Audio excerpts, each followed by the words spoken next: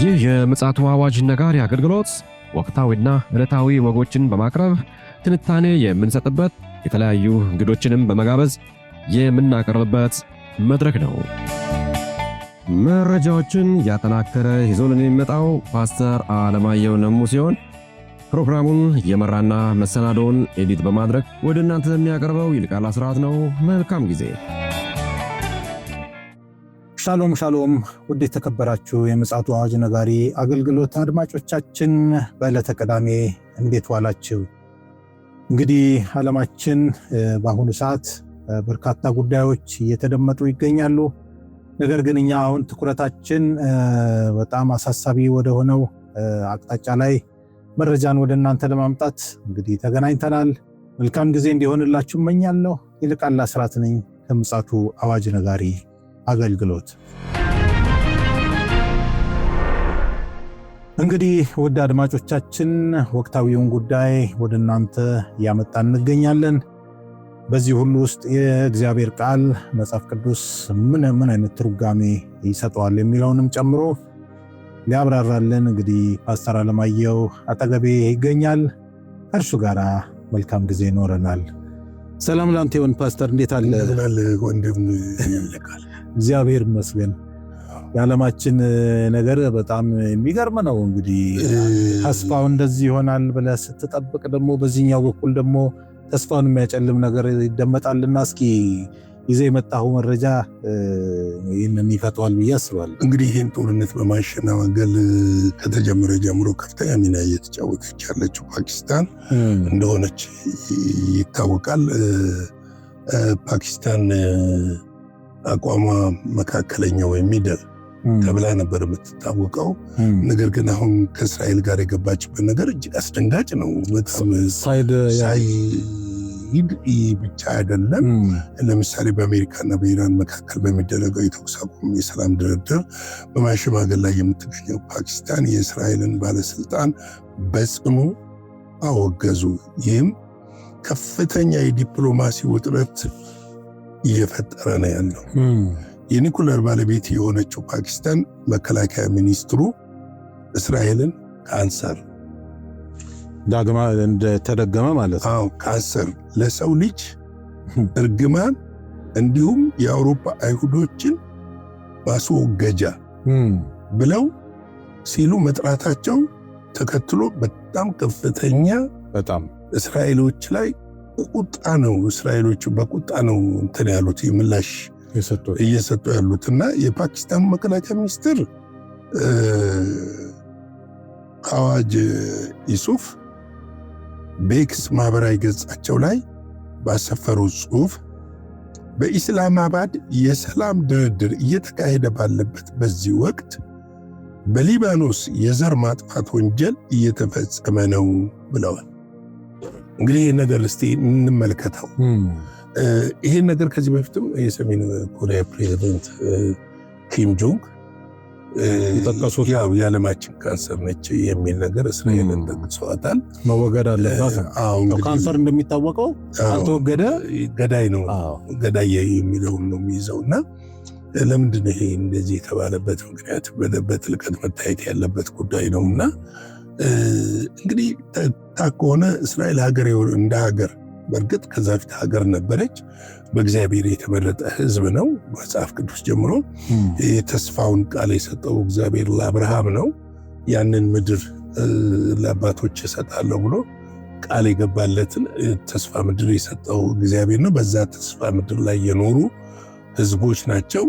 የጌታችን የመድኃኒታችን የኢየሱስ ክርስቶስ መምጣት መንገድም ናቸው። ለብዙ ነቢያቶችም መነሳት ምክንያቶችና መንገዶች ናቸው። ዛሬ ዓለም ላለው የክርስትና እምነት መነሻም፣ ለይሁዲ እምነት መነሻም፣ ለእስልምና እምነት መነሻም ሴንተር ኮር የሆነች ቦታ ነች እና ይህንን ታሪካዊ ዳራ ስትመለከተው በእርግጥ ለረጅም ዓመት ለ1000 ምናምን 800 900 ምናምን ዓመት ወይም እንደዚህ 1800 ምናምን ዓመት ገደማ ከ007 ጀምሮ እስራኤል አገር አልነበረች።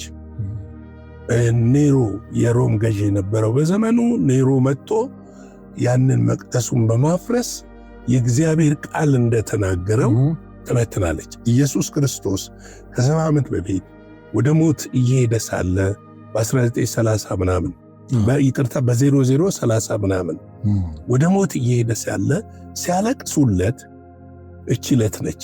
እቺ ዕለት ዛሬው የምናከብረው ይሄ ሁለቱን ቀን ማለት ነው። ሲያለቅሱለት ለእኔ አታልቅሱ፣ ለራሳችሁና ለልጅ ልጆቻችሁ አልቅሱ ነው ያላቸው። ከዛም በፊትም ለኢየሩሳሌም አልቅሱ ብሏል እግዚአብሔር። እሱም ራሱ አልቅሶላታል። አንቺ ኢየሩሳሌም ዶሮ ጫጩቶቿን እንደምትሰበስብ በክንፎቿ እንደምትሰበስብ ልሰበስብሽ መጣሁ ግን አላወቅሽም ነው ያላት። እውነት ነው። ይሄ እውነት ነው ያለው። ስለዚህ ዲያብሎስ የመጀመሪያው ከሚያደርገው ነገር ምንድን ነው? አይሁዶችን በክርስቶስ ላይ ያስነሳቸው። ይወገድ፣ ይገደል፣ ይሰቀል፣ በርባንን ፍታልን አሉ። ይህ እርግማን እየተከተላቸው መጥቶ አሁን እዚህ ደረጃ ላይ በመድረሱ ምንም ቀላል የምትለው ጉዳይ አይደለም። ነገር ግን ደግሞ የዓለም የመጨረሻው ሰላም የሚበሰረውን ደግሞ አሁንም የት ነው? እዛው ኢየሩሳሌም ላይ ነው። በእርግጥ ሙስሊሞች ኢየሩሳሌም የኛ ዋና ከተማ ነችና ማዕዲ ደርጃን ይመጣል ብለው የሚያስቡበት እዛ ስፍራ ላይ እንደሆነ ሞስኩንም እንደ አይከን ነው ከመካ ቀጥሎ እንደ አይከን የሚመለከቱት ሁለተኛ የቅዱስ ስፍራ ነው ብለው ነው እነሱ ነው ከመካ በፊት ነው ብለው ነው የሚያስቡት። አንዳንዶቹ እሱ ልዩነት አለ በመካከላቸው፣ ችግር የለውም እንደዛ የሚሉበት ሁኔታ ነው።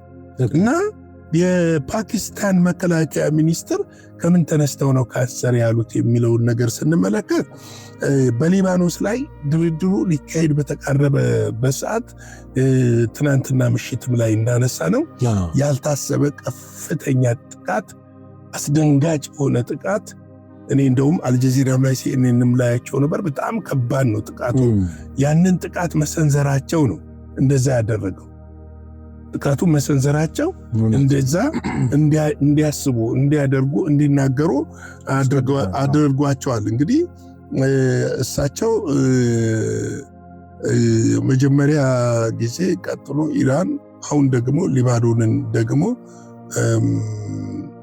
የሚለው ጉዳይ ለእሳቸው ትልቅ ጉዳይ ነው አድርገው መከላከያ ሚኒስትሩ የተናገሩት። ይህም የፓኪስታንን አቋም ይገልጣል፣ ያንጸባርቃል በሌላም በኩል ቢሆን። ምክንያቱም ባለፈው ምንድነው በኒኩለር እስከ ማስፈራራት ደርሳ ነበረ። በሐማስ ላይ በነበረው ዘመቻ የነ አሜሪካ ዲፕሎማሲ ገብቶ ነው ሰውየው የረገቡት። እንግዲህ የፓኪስታን መከላከያ ሚኒስትር ማህበራዊ ትስስራቸው ላይ የተናገሩት ነገር እጅግ ትንሽ ከባድ ነው። በኢስላማባድ ያለው የሰላም ድርድር እየተካሄደ ባለበት በዚህ ወቅት በሊባኖስ የዘር ማጥፋት ወንጀል የተፈጸመ ነው። የዘር ማጥፋት ወንጀል፣ ይህ ከባድ ወንጀል፣ በጣም ከባድ ክስ ነው። ንጹሐን ዜጎች በእስራኤል እየተገደሉ ነው። መጀመሪያ ጊዜ፣ ቀጥሎ ኢራን፣ አሁን ደግሞ ሊባኖን ደግሞ ደም ማፍሰሱን ያለ ገደብ ቀጥለዋል እና በማለት ከሰዋል። ሚኒስትሩ አክለውም ይህንን ካንሰር የሆነ መንግስት በፍልስጤም መሬት ላይ የአውሮፓ እና የአይሁድን ለማስወገድ ሲል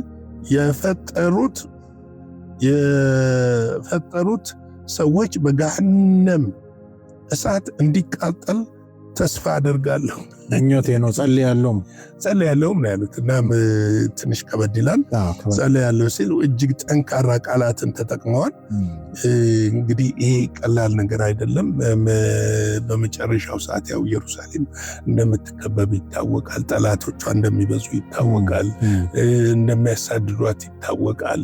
ይህ የተጻፈ ጉዳይ ስለሆነ ነገር ግን ለዚህ እግዚአብሔር በጊዜውና በሰዓቱ መፍትሄ እንደሚያኖረው አውቃለሁ። ጸልያለሁ ነው ያሉት። ለዚህ አወዛጋቢ ንግግር ፈጣን ምላሽ የሰጡት የእስራኤል ጠቅላይ ሚኒስትር ቤንጃሚን ኔታንያሁ ጽሕፈት ቤት መግለጫ እስራኤልን ለማጥፋት የቀረበ አሳፋሪ ጥሪ ብለውታል። ጽሕፈት ቤቱም በመግለጫው ይህ አይነት ንግግር ከየትኛው መንግስት በተለይም ደግሞ ለሰላም ገለልተኛን አደራዳሪ ነኝ ከሚል አካል በፍጹም የማይጠበቅ ነው። በፍጹም ሊታገሱት የማይቻል ነው በማለት ኮንነዋል። እርግጠኛ ነኝ ዶናልድ ትራምፕ በዚህ ጉዳይ ላይ አንድ አስተያየት መስጠታቸው አይቀርም። እንግዲህ ዶናልድ ትራምፕ እስካሁን ድረስ የአሜሪካ መንግስት ጸጥ ነው ያለው። አሜሪካም እኮ ከእስራኤል ጋር ትንሽ በስሱ ብትሆን ልዩነቶች አሉ በዚህ በጦርነቱ ይኖራል። ምክንያቱም ድርድር እንዲደረግ እስራኤል አትፈልግም ነበር ማለት የተኩስ አቁሙን አትፈልገውም። እስራኤል እንደማትፈልግ እንኳ አስቀድማን እየተናገረችው ጉዳይ ነው እና ይህ ተኩስ አቁም የሚጎዳው ራሱ መካከለኛው ምስራቅ ነው። እንግዲህ በተመሳሳይ የእስራኤል የውጭ ጉዳይ ሚኒስትር ጌዲዮን ሳር የፓኪስታኑን መከላከያ ሚኒስትር ንግግር ለሰላም አደራዳሪ ነኝ ከሚል መንግስት የተሰነዘረ የጸረ ሴማዊነት ጥላቻ ንግግር ሲሉ በጽኑ አውግዘውታል። የጸረ ሴማዊነት እና አንቲሴሜቲዝም በእርግጥ አሁን ላይ በዓለም ላይ በጣም እየሰፋ የመጣበት ጊዜ ነው። ደግሞ የሚጠበቅም ነው። እንደው ፓስተር ያው እንግዲህ ብዙ ጊዜ አንዳንድ ተመልካቾችም የሚሰጡትንም አስተያየት እናነባለን። በጥቂቱ እንደው እኔ ልጠይቅህ የምፈልገው አጠር ያለች ጥያቄ ናትና እንደው ጠለል ያለ መረጃም ከእግዚአብሔርም ቃል ጠቅሰህ ለአድማጮች ግልጽ እንዲሆን እስራኤል የሚባለው ኔሽን መጽሐፍ ቅዱስ አኳያ ስንመጣ እግዚአብሔር የመረጠ ነው ብለሃል ቅድም አንተም፣ መጽሐፍ ቅዱስም እንደዛ ይላል። ነገር ግን አንድ ቦታ ላይ አርጤክስስ የተባለው ንጉስ በሚገዛበት ወቅት ለሱ ቅርብ የሆነ ትልቅ ስልጣን የነበረው ሰው አማሌቃዊው ሃማ የእስራኤልን እንደ ህዝብ ነው እንጂ እንደ አንድ ግለሰብ ሳይሆን እንደ ህዝብ ከምድረ ገጽ ለማጥፋት የወጠነው ሴራ በራሱ ላይ ተፈጽሞ እንዳለ መጽሐፍ ቅዱስ ይነግረናል። በተዋረድ እንዲህ ያለ እየመጣ እስከ ጀርመን እስከ ሁለተኛው የዓለም ጦርነት ጊዜ በጀርመን ያ ሁሉ ሚሊዮን ህዝብ ያለቀበት እንደገና ስፔን ውስጥ ራሱ በ18ኛው ክፍለ ዘመን እንደዚህ እያለ ዛሬ ላይም እንደዚሁ ይሄ ነገር እየተቀነቀነ መጥቷልና ያው እኛ ብዙ ጊዜ ባላንስ ለማድረግ እንሞክራለን። ግን መጽሐፍ ቅዱስ ምን ይላል የሚለውን ደግሞ ፍንትው እናደርጋለንና ጥያቄ ልጨርስልህና ለምንድን ነው እዚህ ህዝብ ላይ እንደዚህ አይነት ነገሮች እስራኤል ንጹህ ናት ጻድቅ ናት እያልኩ አይደለም። ግን ምንድነው ሐሳቡን ብቻ ለምንድን ነው እንዲህ አይነት ነገር በእስራኤል ኔሽን ላይ እየተከናወነ የመጣው የሚለውን ለአድማጮችም ክሊር እንዲሆን ነው ይህን ጥያቄ የምጠይቅህ። ባጭሩ ልመልስልህ። ኪዳን አላቸው፣ የመዳን ኪዳን አላቸው። ጳውሎስ ሮሜ 9 ላይ ሲናገር ድንዛዜ ከአይሁድ ይወገዳል። የአሕዛብ ሙላት እስኪሆን ድረስ ነው በእነሱ ድንዛዜ የሆኑ እስራኤል ሁሉ ይድናል ይላል። አዎ። ሁለተኛ አሁንም ቢሆን እንደው እነሱ ሐሰተኛውን ክርስቶስ ለመቀበል ሽር ጉድ ይበሉ ንጉሳችን ብለው ሐሰተኛው ክርስቶስ በሚመጣበት ጊዜ በመቅደሱ ርኩሰት ሲፈጸም እሱ እንዳልሆነ ሲገባቸው ድንዛዜ ሲነሳ ወደ ፊታቸውን ወደ ክርስቶስ እንደሚመልሱና 144 ሺህ በዓለም ዙሪያ ወንጌል እንደሚሰብኩና የመጨረሻ ወንጌል ሰባኪዎች እነሱ እንደሆኑ ተስፋም ለነሱ ስለሆነ ለአንድያ ልጁ እንደሚያስም ያለቅሱልታል። ተስፋም ለነሱ ስለሆነ ነው። ይህ ተስፋ ደግሞ እንዳይፈጸምና ወደዚህ ተስፋ የሰው ልጅ ሁሉ እንዳይመለስ ሰይጣን በኢየሩሳሌም ላይ በእስራኤል ላይ ጥላቻን መንዛቱ ማይቀር ነው። እንደኮ አንተ ብዙ ጊዜ ትነግራለህ። ኢየሩሳሌም በተከበበች ጊዜ ምንድን ነው የሚለው? መጨረሻው እንደደረሰ ወቁ ብቻ ጸልዩላት። ስለ ኢየሩሳሌም አልቅሱ፣ ለሰላም ጩሁላት ይላል። ለምንድን ነው ያለው ጌታ ኢየሱስ ክርስቶስ? በእርግጥ ጌታችን መድኃኒታችን ኢየሱስ ክርስቶስ ለዓለም ሁሉ ነው የመጣው። ልክ ነው። ዮሐንስ 3:16 ቁልጭ አድርጎ አስቀምጦታል። ይሄንን እወዳለሁ ይሄንን አልወድም ማለት ነው። ዓለምን ሁሉ ወዶ አንድያ ልጁን ሰጠን ነው የሚለው። ዓለምን ሁሉ ነው የወደደው። ግን ደግሞ ኪዳን አላቸው። ደም ጳውሎስ ያስረዳ ምን ይላል መሰለ? እነሱ ከግንዱ ሆነው ይላል፣ አንተ ከበረሃ መጥተህ ይላል። የወይኑ ጉንድ ላይ ተለጠፈ ከዳንክ፣ እነሱ ከግንዱ የሆኑት እንዴት አይድኑም ይላል። እንዴት አይድኑም ይላል። ስለዚህ ይሄ ሁሉ የሆነበት ምክንያት ከሰባዎቹ ወደዚህ ስንመጣ ጌታ ኢየሱስ ክርስቶስን ስለሰቀሉት ነው፣ አሳልፈው ስለሰጡት ነው። መጽሐፉም ይናገራል። ደሙ በልጅ ልጆቻችን ላይ ይሁን ስላሉ ራሳቸው ፕሮፌሲ ያደረጉት ራሳቸው ናቸው። ከ30 ምናምን ዓመት በኋላ እኮ መጥተው ኔሮ ጨፈጨፋቸው፣ መቅደሱን አፈረሰ፣ በዓለም ዙሪያ ተበተኑ። ሀገር መሆናቸው አይደለም መኖራቸው የማይታወቅበት ዘመን ድረስ ሁሉ ነበረ። በጀርመን የደረሰባቸው ቅድም በስፔን እንዳልከው በተለያየ ጊዜ የደረሰባቸው ነገሮች ደሙ በልጆቻችን ላይ ይሁን የምትለው ወርድ ከባድ ነው። ሞትና ሕይወት በምላስ እጅ ነው። በምላስ እጅ ነው። ሰው የዘራውን ያንኑ ደግሞ ያጭዳል። ይሄ ነው። አሁን ግን ርብርብ የሚደረግባቸው ሰዓቱ ስለደረሰ ነው። ሰዓቱ የደረሰበት ምክንያት መቅደሱን ስለሚሰራ ነው። መቅደሱ ከተሰራ በኋላ ደግሞ ሐሰተኛው ክርስቶስ ይመጣል። ሐሰተኛው ክርስቶስ ለ7 ዓመት ነው በምድር ላይ ሊቆይ የሚችለው። ከ7 ዓመት በኋላ ግን ቤተ ክርስቲያን ክርስቶስ ገብቷል። ክርስቶስ ኢየሱስ ወደ ምድር ከመላእክትና ከቅዱሳን ጋር ታጅቦ በሚወርድበት ሰዓት ያንን ከፍተኛ አርሜጌዶን ጦርነት በአፉ እስትንፋስ በሚያጠፋበት ሰዓት የሰላም ብስራት በዛች ምድር ላይ ይሆናል።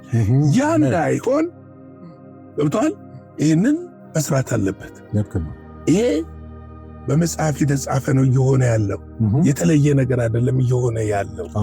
ሊጠሉ ግድ ነው። ሊሰደቡ ግድ ነው። ጦርነት ሊከበብባቸው ግድ ነው። እነሱም የሚሰሩት ነገር ጻድቅ ናቸው እያልን አይደለም። እጹም እየሆኑ ናቸው አንልም። ገብቷል።